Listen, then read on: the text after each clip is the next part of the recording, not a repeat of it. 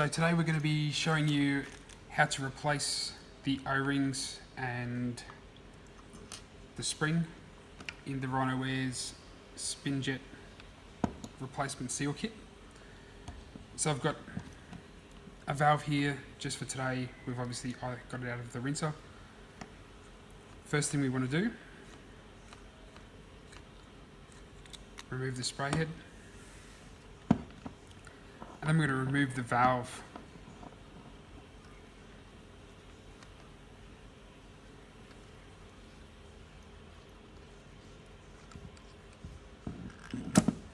Once that valve's out of the way, you can hold on to the activation pin.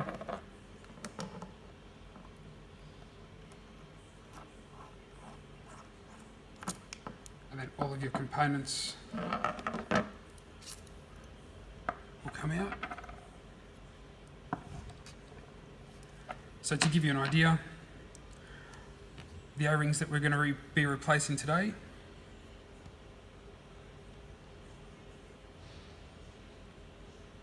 you got your two O-rings on your spray head valve, you got your main body valve, we've got your spring, and the actuator pin seal. Best thing to do, I use a pick set. Obviously you want to make sure they're not too sharp. You don't want to be piercing the rubber, otherwise you're going to have to be redoing it all over again. So what we're going to do, we'll remove, I'll make sure that the new spring's in place. We simply pop underneath, remove those two. Once we're putting them back in,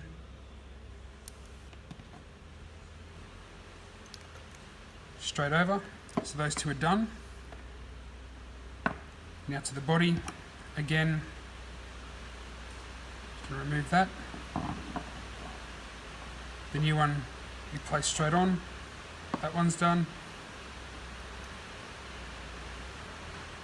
The actuator pin seal is a little bit tricky, so you got to get right up underneath.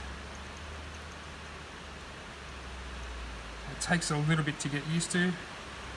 Once you're up underneath there, you'll be able to slide it straight over.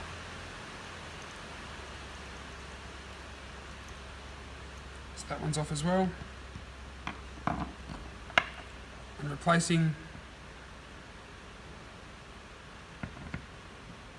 I'm going to push that straight back down. You just want to make sure that you give this one a little bit of a jiggle and make sure that it's seated correctly. So now to replace, activation piston, the spring, and then we lock those all together.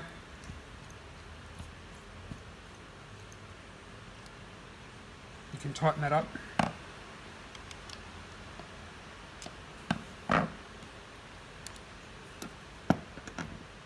Put your inner valve back onto your main body.